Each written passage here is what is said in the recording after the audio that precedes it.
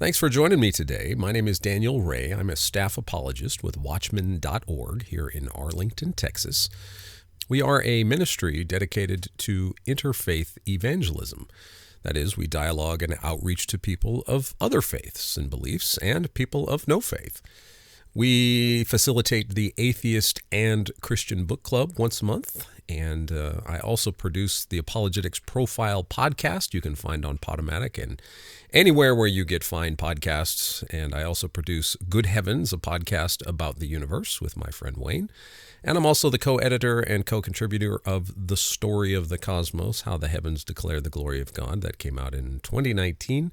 It is my only published work, in book form, that is. So I'm here today to talk to you about street epistemology. I have done several video reviews and podcasts.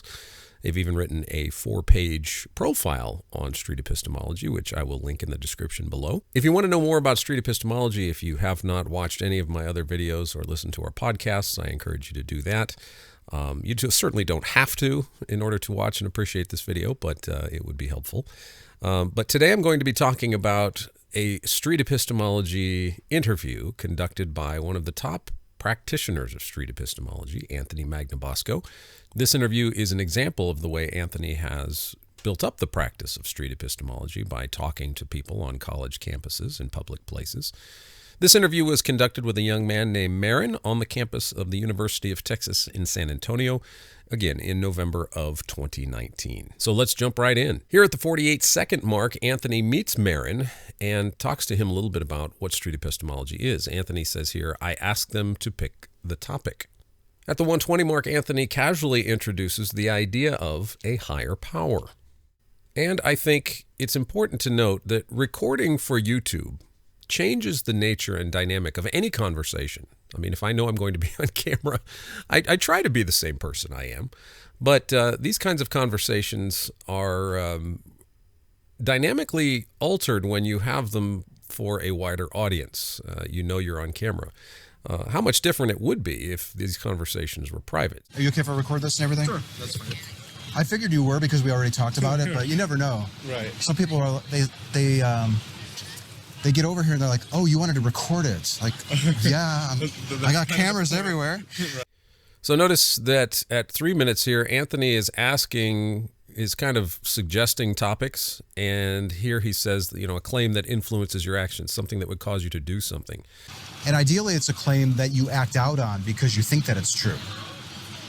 You know what I mean? Like, You might actually vote for this candidate because you like her stance on global climate change. Right. Because you're sure that that's real. Right. Or maybe you're going to vote for him because you love how he's really hard on immigration and about keeping all those illegals out. Right. That type of thing. Or anything else in between. It could be supernatural too. And then maybe you think that you've seen a ghost. You're sure of it. There's no doubt in your mind. Okay. Anything like that. I think this is very common of street epistemology. You will hear the street epistemologist say things like this, a deeply held belief, a belief that influences your action. And I think this is a kind of way for fishing for theistic claims and interviewees or interlocutors. When you talk about a deeply held belief, especially if you're in the South, you are likely to encounter someone willing to talk about their faith in God, specifically Christianity. So I think, in general, this, to me, suggests that street epistemologists are still very much interested in talking to people about God. Notice at 3:20, Anthony says the topic could be supernatural. So I think these are sort of leading the interlocutor, who is Marin in this case, the IL, toward choosing the idea for a topic, choosing God and the supernatural as a topic for discussion. At 3:35, Marin selects the topic of abortion. But Anthony will soon switch the topic to God's existence. And scrolling through the comments section of this particular video, I ran across this exchange. Katamari Queen asks Anthony the question, how do you free someone from religion who blames their reason function on the devil? And then Anthony replies, you are watching it. So here we have Anthony saying very clearly he is trying to free Marin from his belief in God. So Anthony's motive in this particular conversation is made clear here in the comments. Free someone from religion. You're watching it. So Anthony believes that what he's doing is an attempt to free someone from their religion. The Street Epistemology website, streetepistemology.com, has been updated, but I wonder if Anthony's intentions here of trying to free Marin from his religion is in keeping with how the SE community is promoting a method as a way of creating understanding, combating tribalism, and improving public dialogue, irrespective of someone's religious background. And that can be found on the streetepistemology.com website. It seems that here, at least in this video, Anthony is deliberately revealing his anti-supernatural biases in conducting this interview. He wants to free Marin from his religious beliefs. The other question comes up, what does an SE practitioner, or what does the website assume is an ideal public dialogue? What is wrong with the current public dialogue? The idea of improving public dialogue assumes standards of some kind, including moral standards. What these standards might be, though, is never made clear by street epistemology. But Anthony's comment is very helpful, as it will enable us to see the subtle methods by which he attempts to free Marin from his belief in God. I believe this desire to free people from religious belief remains a foundational motivation for many, not all, but for many skeptics who practiced street epistemology. Now, even though the practice of street epistemology has evolved into talking about topics other than the existence of God, when SE practitioners do engage a theist, it is almost always in relation to trying to get the believer to doubt their beliefs. For all the variety of topics discussed within SE today, it still retains its anti-theistic and anti-supernatural biases. Now, the restructured streetepistemology.com website now has links to books and resources available. They have an external link to Goodreads, and on the Goodreads website, they have a list of about 40 or so books. These are some of the atheist and skeptic books mentioned on their list. So if you go to streetepistemology.com and you go down to the bottom of the front page, you'll see many ways to learn about SE, and then there's that link to books, and then when you go to that link, it'll take you to Goodreads, and you'll see titles like this, How to Have Impossible Conversations, by Peter Boghossian and James Lindsay, who are both outspoken atheists. You have the book that started street epistemology called A Manual for Creating Atheists, that came out in 2013. You have John W. Loftus, who is an outspoken atheist. We've had on the Atheist and Christian Book Club a couple of times. John's book is The Outsider Test for Faith. James Lindsay wrote a book called Everybody is Wrong About God. Then you have Stephen Molyneux's Against the Gods, who Stephen argues for God's non-existence. And then you have this book, Everything Must Go, which tries to attempt to ground metaphysics in the physical sciences. So these are just 6. There are other books on there, psychology and all kinds of other ways of things of talking about faith, but you won't find a single Christian book written on theology or philosophy or epistemology on these book resources. But this is just to show that I think that SE still retains its anti-theistic, anti-supernatural biases. Anthony and many other street epistemologists precisely follow the protocol for instilling doubt found in the 2019 book, How to Have Impossible Conversations. In this book, conversations are described by the authors as interventions, where the interviewer is portrayed as being in a position of epistemic superiority, trying to help another person out of their allegedly faulty epistemology. For example, here you read that the goal of an intervention is to help people become less confident about what they believe, which is where changing someone's mind begins. In other words, just by speaking with someone, you'll be able to intercede in their cognitions and give them the gift of doubt. And that can be found on page 34 of the book. And this is precisely what Anthony Magnabosco is doing in this video. But a question comes up from this. About what does an SE practitioner hope to change someone's mind, especially if their interlocutor, the IL, is a theist? In this video, does Marin know Anthony is trying to talk him out of his belief in God? Is this really a genuine conversation if there is an unspoken ulterior motive of disabusing the IL of their faith? Here at 425, Anthony offers some suggestive commentary, planting a seed of doubt. Quote, I don't have any good reason for thinking this God is real, and I'm now going to be an atheist, end quote. If you weren't a Christian, let's say you decided that I don't have any good reason for thinking that this God is real, and I'm now going to be an atheist. Okay. Meaning, and the definition of that is, I just don't believe in any gods. Right. Let's not add anything else onto that maybe at this point, but okay. If you came to discover that you can no longer believe that the God exists, would it influence your view on what life is and that abortion is wrong? Just planting a little seed of doubt there. At 440, Anthony, notice, is now changing the topic of abortion to the question of God's existence. And at 656, Anthony says that talking about abortion is not as interesting to me now. Well, I was going to say, if that's the case, as an interviewer, wanting to get to the foundation of your views, talking about abortion at this point is not as interesting to me now as it was when I didn't know that your view could be swayed depending on your position on the God existing. Right. Do you follow that? Yes. I would at this point really want to explore how you determine that the God is real. Anthony says that talking about abortion is not as interesting to me now. Well, why not? Because as we know, Anthony wants to get Marin to doubt his belief in God.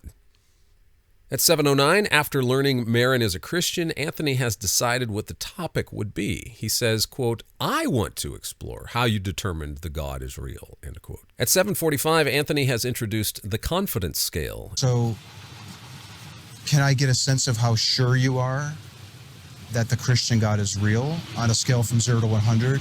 And this scale is optional, but it's useful to get a sense of where you're at. Okay. I'm sometimes surprised at the answers that I get, because sometimes people are like, I'm 80% sure that that's true. And that's fine. You don't have to feel obligated to give an answer. Okay. 100% would be, there's no question in my mind, there's no doubt. I can't possibly be mistaken on this. This God is real. And then 0% would be the opposite. I have all questions, I have all doubts. I don't think the God is real. Okay. Where would you be? I would put myself at a higher 90%. So maybe a 98. I will put a link to a video that I did on the confidence scale in the notes below. Anthony tells Marin that the scale is optional, but what is one main reason why street epistemologists introduce a confidence scale? Well, here it is in Impossible Conversations on page 86. Quote, you now have a discrete metric that tracks your ability to intervene in someone's cognitions and instill doubt. In other words, by offering the confidence scale, which is how confident are you that your beliefs are true, your belief in God is true, 0 to 100. And what the street epistemologist hopes to do is to reduce your confidence. So at the beginning, if you say you're at a 98%, the goal of the street epistemologist, interventionist, is to try to get that 98% down a few percentage points into the 95 or maybe 90 or something like that, to really try to adjust the metric. And that is what the confidence scale is used for by street epistemologists by and large. At 9:15, Anthony asks if it's okay to talk about doubts in relation to the question of God existing. Because you think the God is real, your outlook on morality is different. How you view abortion is contingent on that. Exactly. Can we explore a little bit about why you would view questioning or doubt when it comes to the God existing as perhaps off limits? At 10:11, Anthony asks, why wouldn't doubt be beneficial in relation to the question of God's existence? Why wouldn't doubt or questioning be beneficial in this instance? Yet, in order for doubt to have any benefit, one must first have some standard of truth in mind, something that you do not doubt. Otherwise, you'll just spiral into an infinite regress of doubting doubts. Doubt by itself does not tell you what to doubt, or if doubt is even good or bad, or if you should doubt at all. One of my favorite authors, C.S. Lewis, says this about doubt. Quote, an accusation always implies a standard. You call a man a bad golf player because you know what a bogey is. You call a boy's answer to a sum wrong because you know the right answer. You call a man cruel or idle because you have in mind a standard of kindness or diligence. And while you are making the accusation, you have to accept the standard as a valid one. If you begin to doubt the standard, you automatically doubt the cogency of your accusation. If you are skeptical about grammar, you must be equally skeptical about your condemnation of bad grammar. If nothing is certainly right, then of course it follows that nothing is certainly wrong." End quote. Also, Leslie Newbegin has this to say about doubt, which I find incredibly insightful. Quote, "When we undertake to doubt any statement, we do so on the basis of beliefs, which, in the act of doubting, we do not doubt. I can only doubt the truth of a statement on the ground of other things, usually a great many other things, which I believe to be true. It is impossible at the same time to doubt both the statement and the beliefs on the basis of which the statement is doubted. Doubt may take two forms. It may be in the form, I doubt your statement because I believe that something else is true. I doubt it because it does not square with the rest of my beliefs. In that case, the situation is clear. But there is also agnostic doubt, which again may take two forms. It may be, your statement is not proved, or your statement is of such a kind that it can never be proved, therefore I doubt it. But in both forms, this assumes that the doubter believes that there are criteria of proof which would be applicable in this case, or he believes that there are no such criteria. In either case, he is able to doubt only because of the things which he believes without doubting." End quote. That's from Leslie Newbegin's book, The Gospel in a Pluralist Society, on page 19.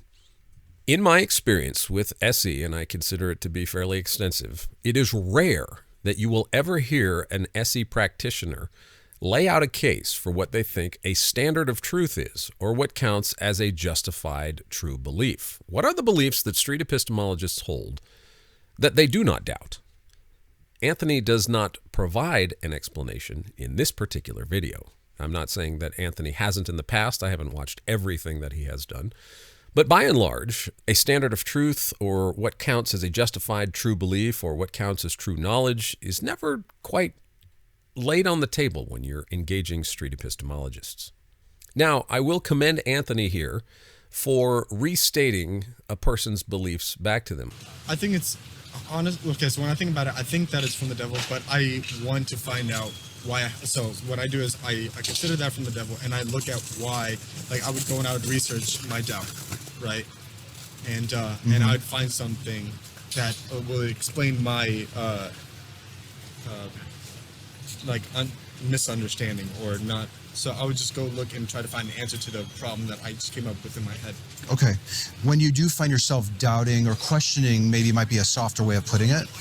If you find yourself questioning the existence of the God, you'll make it a point to research your questions. Yes. And then you keep researching it until you find sufficient answers. Yes. To assuage the doubt, to temper it, perhaps. Okay. I think that'd be a good. I have watched enough of Anthony's videos to know that he's very good at this. He carefully restates someone's position back to them, which I think is an excellent conversation. We should all strive to do this. It shows that we really have listened to what someone else is saying. And I also appreciate Anthony being cordial throughout the video. So I can commend street epistemologists whenever I see something good. You know, there's nothing wrong with asking questions in a civil manner. There's nothing wrong with good questions. There's nothing wrong with conversation. These are all things that we can all affirm. And so here is an example of Anthony doing just that. But I think these good things are somewhat undermined by Anthony's motivation as stated in the comments section, and such a motive casts a general cloud of suspicion over street epistemology and anyone who practices SE. SE is not epistemically neutral when it comes to the existence of God. So remember what Anthony said. He thinks that this conversation is an example of how to free someone from religion who blames their reason function on the devil. This comment is over 2 years old, however, and I will grant that perhaps Anthony has changed his mind somewhat about this, maybe. But even if we grant that he has changed his mind, SE remains biased against the supernatural and God's existence. I have never seen an SE conversation where the SE interviewer has actually desired to affirm or strengthen someone's faith in God. Note at the 11-minute mark here, Anthony asked Marin if he is willing to doubt to the point of not having answers. Are you willing to allow yourself to doubt things to the point where you might not be able to find answers to it? I don't understand the question. That's fine. I'm glad that you're asking for clarification.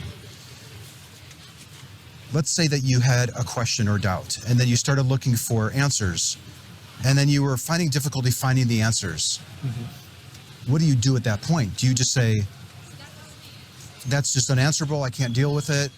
Or do you just double your efforts? Or do you pretend that you have an answer so that you can say, I don't have any more doubts anymore? Or what do you do when you actually encounter doubt? I think is maybe my question. Okay. When I encounter doubt that I don't know what to do with? Yeah. Okay. I think I'd pray about that.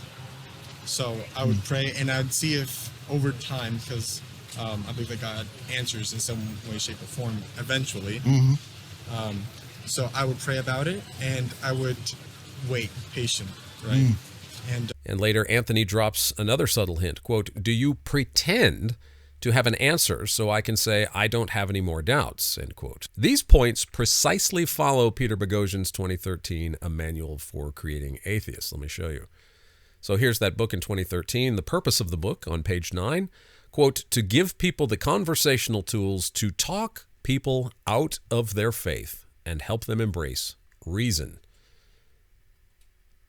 And here he defines faith, Peter Boghossian defines faith on page 23 and 24, belief without evidence and pretending to know things you don't know. And so this interview that Anthony has conducted, he seems to be applying exactly what Peter Boghossian suggested in 2013 in this book, suggesting that faith in God might be pretending.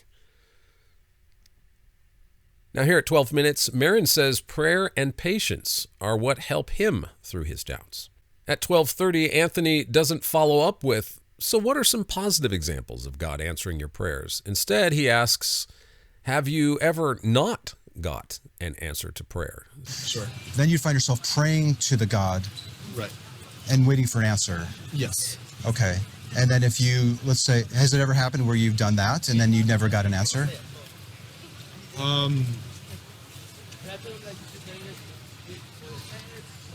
don't think so.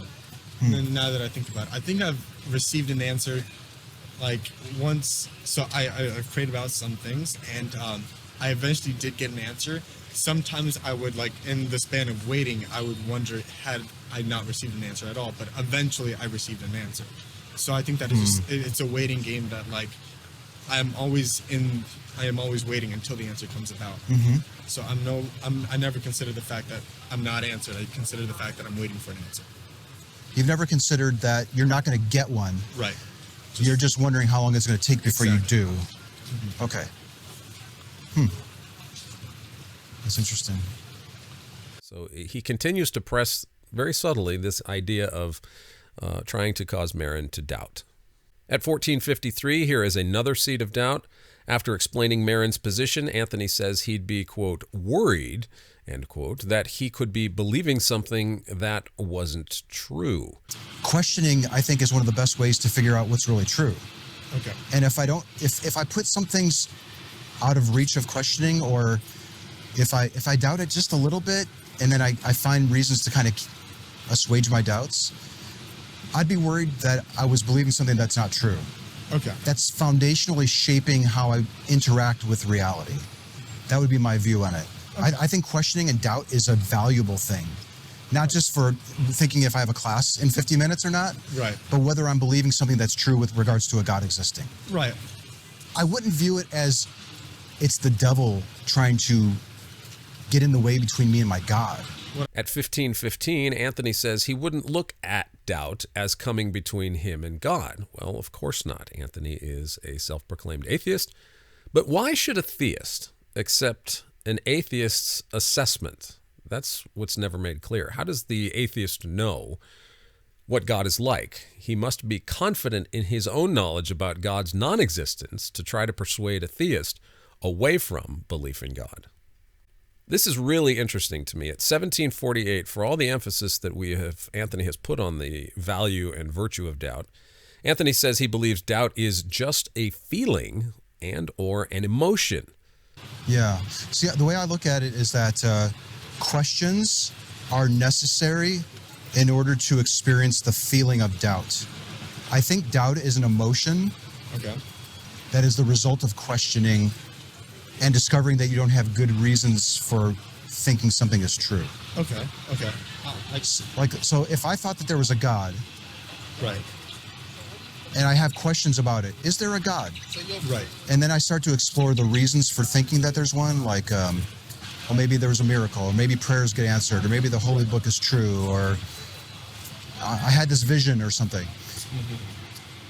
When I start asking myself questions about my justifications, and I find my justifications lacking, then I would start to feel doubt. Right. Okay. So I think maybe doubt and questioning are different. Yeah. Doubt might actually be the emotional output of questioning. Okay. I'm thinking Right. maybe that's the case. I think doubt is the emotional output of questioning and not getting the answer to it, or Yeah. in a satisfactory time. Good way of putting it. Yeah, Doubt might be the feeling of dissatisfaction with the answers that we're currently getting. Yes. Yes, So like if I yes. question, But what if a Christian said his belief in God was just a feeling or emotion? Are we to believe feelings and emotions are sound justification for thinking God exists, or that doubt is a good thing? Feelings and emotions cannot make moral qualitative judgments. Here at 18 Minutes, Anthony cites several reasons Christians might give for their belief in God, but plants another seed of doubt. Quote, I find my justification lacking, end quote. Is there a God? right. And then I start to explore the reasons for thinking that there's one, like, well, maybe there was a miracle, or maybe prayers get answered, or maybe the Holy Book is true, or I had this vision or something. When I start asking myself questions about my justifications, and I find my justifications lacking, then I would start to feel doubt. This implies that what he just shared was, for him, insufficient justification for believing God exists. He would want Marin to see it the same way. But note, Anthony has not affirmed anything positive about Marin's belief in God. He has only sought to undermine it. At 2025, Anthony asks if it's worth it to question one's belief in God. Could there be a cost? Could that cost be worth it? Not only feeling doubt, but possibly expressing it out loud to other people could ostracise you from the loved ones around you who don't have doubts about it or don't even question it. Exactly. Yeah, there could be a cost. There could be a cost in that way. Could that cost what? No, I'm just trying to look through the cost. What other things? But and what's your question? Could that cost be worth it? Well, certainly. But what does SE or Anthony offer in exchange? The gift of doubt for doubt's sake? Is that it? What does Marin receive in exchange for giving up his belief in God's existence, despite the potential dire consequences in this life and the next? And what of new believers whose new faith in Christ ostracizes them from friends and family who are not believers? It works both ways. The question is, what's at stake? Just temporal happiness or eternal life? These are some of the ethical questions SE practitioners need to be asking themselves. Should they be trying to cause doubt in a believer who has a high level of confidence in his beliefs and a solid community in which he derives emotional and relational support? Is it ethical for a street epistemologist to try to take that away from or to undermine that aspect of a human being's life? At 22, I do think he makes an allusion to the atheist community here. Could there be a community of other people that are comfortable with uncertainty, that are comfortable with doubting, that are willing to pay the cost to say, I've questioned this, I'm experiencing the feeling of doubt. It's an uncomfortable feeling, but I'd rather acknowledge areas of my life or beliefs that I'm holding that I can't justify than to not doubt them at all or to not question them in the first place. I do think he makes an allusion to the atheist community here. Assuming he has, what does the atheist community offer? Doubt and skepticism, a life of being polemically opposed to religion, a purposeless existence in an indifferent universe, or at best, a purpose we create for ourselves. And if we create our own purpose, what's wrong with a Christian creating purpose for himself? Does a atheist community offer a life of endless questioning with no solid answers about reality, whatever reality might be? So my question has always been to my skeptic and atheist street epistemology friends, what do you give a Christian in return for giving up his belief in God? Are you prepared to offer him something else beyond doubt? That is a question that I believe needs to be answered clearly. At the 23-minute mark, Marin makes a good point. One does not have to know everything about God and Christianity to believe it is true. If you start questioning everything, you won't believe anything, and then there's really no purpose to anything. You can only get purpose if you don't question everything? Well, because, for example, we don't know all the answers yet, right? Let's say I don't know all the answers to my religion yet, okay? Yeah. That's fine. But that doesn't mean I don't believe it. I am not like the highest priest, like person that knows everything. You're not an experienced theologian and studied this for 30 years and all that. I got that. So I obviously don't know everything, and I can question some of the ideas, and I can ask and I can learn. But until that point, there's always technically doubt because I don't know everything. There can always be doubt. So you're living with doubt now.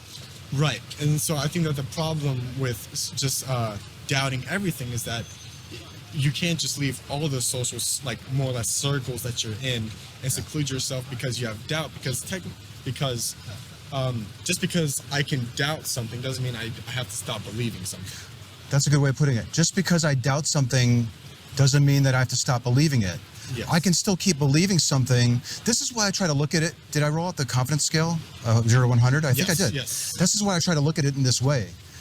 And you actually said 98. So yeah, you'd be at 100 if you had no doubt, or at least no questions, I suppose. Exactly. So you are. Okay. Are you trying to? I'm fascinated by this. Is a life without any doubt more virtuous than a life with a little bit of doubt? No. I think what makes us human is our questioning or our doubt, because if we don't have, that's part of what makes us human. Because if you don't have doubt, there's no purpose to anything. You know everything, and that's it. Would you know everything, or would you just believe anything? If I don't question or doubt anything, wouldn't I fall for everything? Yes, you would, but you would fall for two opposing sides, and I think that's an impossibility, right? To have zero doubts, right? I think so. I think it's an impossibility as well. But a lot of people think that a lot of people are steadfast, and I not only believe that this is true, I know it, and there's no doubt in my mind that this is true. I think that they say that because that's what they want to believe of themselves. Yes. But internally, they have doubts, and they don't want to externalize it, I guess. Is that a word? This is why I think it's advantageous to question and to doubt, especially the things that we're told you shouldn't question that. Right. You shouldn't doubt this. Exactly. Satan's going to get you if you question. At 24:27, how can Anthony determine if doubt is virtuous, if, as he said earlier, it's just an emotion or feeling? Where does the idea of virtue come into play? Shouldn't I question whether or not doubt is a virtue? Doubt by itself doesn't help me determine if doubt is good or bad or virtuous, or if I should doubt anything at all. So at 24:55, Anthony asked the question, if I don't doubt, am I going to just fall for everything? Well, doubt itself doesn't prevent you from falling for everything. Truth does. You must assume something to be true in order to doubt something else, as we saw from Lewis and Newbegin earlier. And as Anthony's wrapping up here, he throws in the idea of Satan's going to get you if you question. But I think this is another means of planting doubt. Anthony makes light of the adversary and offers here a straw man of how Christians generally think. He has again attempted to conflate doubt with asking questions, making it appear that all Christians think asking questions is of the devil. But that's not what Marin said at the outset. Marin had clearly tried to articulate a difference between doubt and questioning, and talked about specifically that his doubts about God, he believed, came from the devil. It wasn't just asking questions. We have doubts, and I would believe that that's from the devil. So, you think doubts are from the devil? Yes. Yes, I do. Hmm. And so I would. So in time when I have doubts, I would tell myself that this is coming from the devil. When you find yourself having doubts, you tell yourself that it's the devil. Oftentimes, yes. And it sounds... All doubts or only doubts about the God existing? Oh, no, only doubts about God exists. Because if I can prove to myself that God exists, then everything else just follows after that. I wouldn't view it as it's the devil trying to get in the way between me and my God. What I would say is that I think that there's a difference between having doubts and questioning. Right? So, you don't see them as synonymous. And I would think, based on what I've seen with street epistemology, that even if an SE practitioner finds the idea of God's existence or the existence of Satan unbelievable, shouldn't someone practicing SE endeavor to really understand where a person is coming from about these topics? Isn't that what SE is all about? Trying to understand someone else's deeply held beliefs. Now, I just wanted to take a brief few minutes to talk about a biblical understanding of Satan, or the adversary as Christians traditionally understand it. Satan is a real fallen angelic being, along with legions of demons, who endlessly war against anyone who keeps the testimony of Jesus. Satan is the Hebrew word for adversary. He opposes the children of God. He opposes those who keep the testimony of Jesus. These are just some of the basic statements that you'll find throughout the Old and New Testament about Satan and the adversary. This is Jesus' words from John 8:44. Speaking to the religious leaders who oppose Jesus in his ministry, quote, "You are of your father the devil, and you want to do the desires of your father. He was a murderer from the beginning, and does not stand in the truth, because there is no truth in him. Whenever he tells a lie, he speaks from his own nature, because he is a liar and the father of lies," end quote. And this gives you more context to Marin's belief about why Satan, or the demonic realm, would cause him to doubt his belief in God. The truth, whom Satan opposes, is Jesus himself, because Jesus says that, quote, "I am the way and the truth and the life. No one comes to the Father except through me," end quote. That's John 14:6. This is precisely whom Satan opposes, the idea of people coming to Jesus, the idea of Jesus as God, as the way, as the truth, as the life, the Holy Son of God. This is what the adversary is adverse to, if you will. 1 Peter 5:8 says, "Be of sober spirit, be on the alert. Your adversary, the devil, prowls around like a roaring lion, seeking someone to devour." And that devouring is in the mind, causing doubts, planting seeds of doubt, trying to pull people away from the risen Lord Jesus. And here in Luke, "Simon, Simon, behold, Satan has demanded to sift you like wheat, but I have prayed for you, that your faith will not fail." So Satan's goal, the goal of the demonic realm, is to cause people's faith to fail. And then later, after Peter is restored in the book of Acts, we see this story of a couple, Ananias and Sapphira, who sold a field and then brought part of the proceeds of their sale to the church. But here, we discover that Ananias and Sapphira have lied about how much money they sold the property for. There's a falsehood here, that Ananias and Sapphira have conspired to lie about how much they sold the field. So Peter tells them, "Ananias, why has Satan filled your heart to lie to the Holy Spirit and keep back some of the proceeds of the land?" End quote. And Ananias and Sapphira later die. Well, they die immediately on the spot because of their falsehood.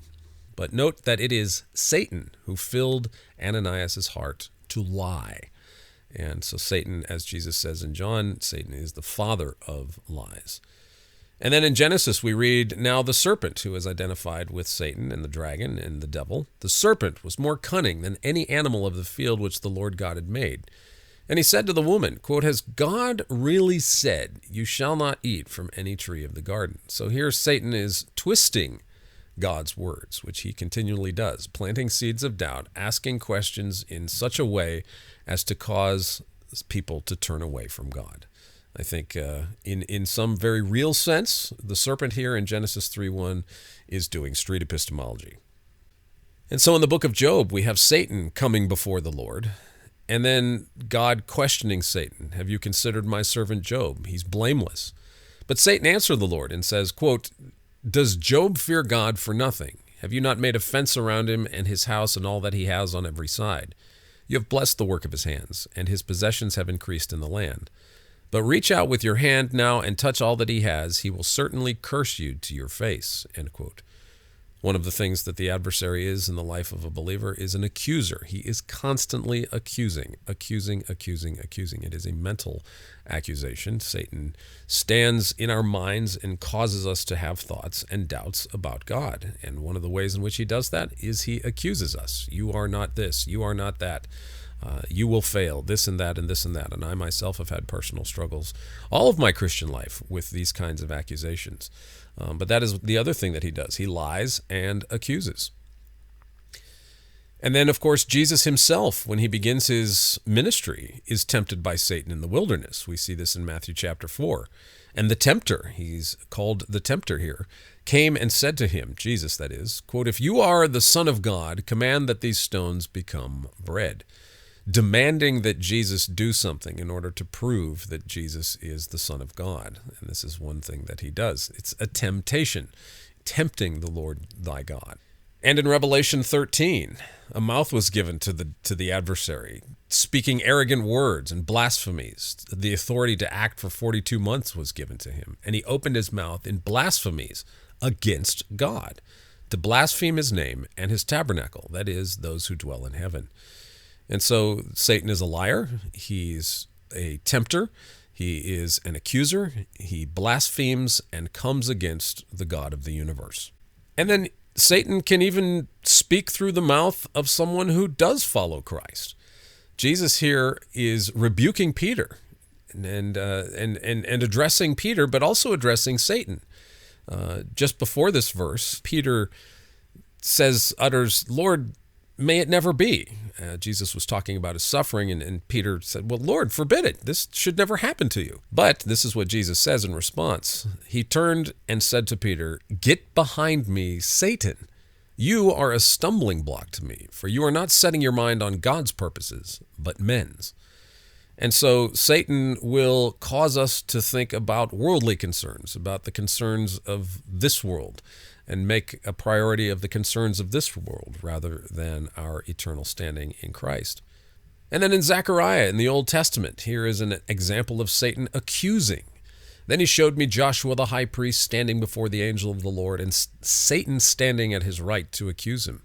And the Lord said to Satan, the Lord rebuke you, Satan. Indeed, the Lord who has chosen Jerusalem rebuke you. Is this not a log snatched from the fire? And so here Satan is accusing Joshua the high priest. And then in Ephesians 6, 12, and 13, we read that our struggle, everyone's struggle, is not against flesh and blood, but against the rulers, against the powers, and against the world forces of this darkness, against the spiritual forces of wickedness in the heavenly places.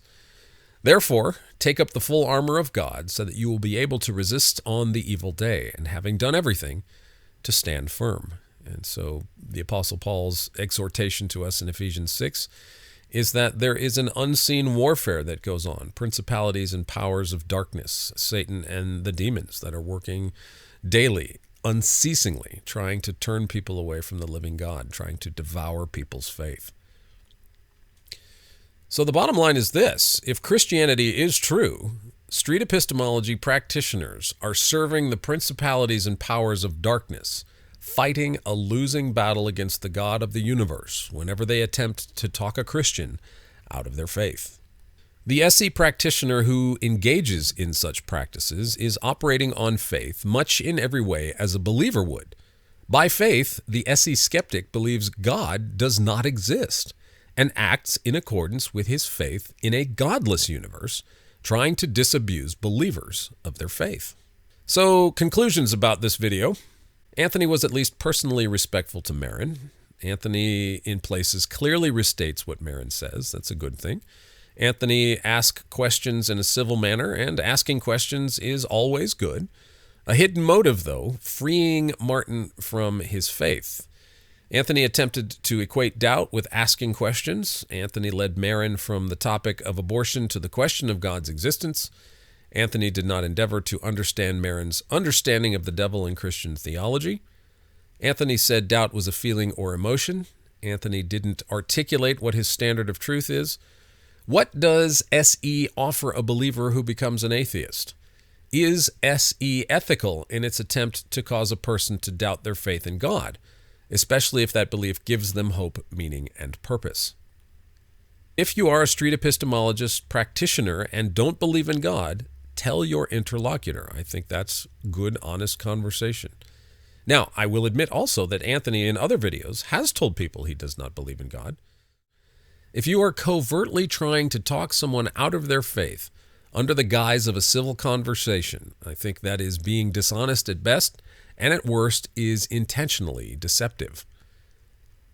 It is my belief that street epistemology can improve its image by taking Christianity and Christian theism more seriously. Honestly engage more thoughtful Christians and Christian literature. Affirm what you see as good about someone's belief in God. Put Christian philosophy and theology books on your Goodreads list. Do video and podcast book reviews of Christian theologians and philosophers.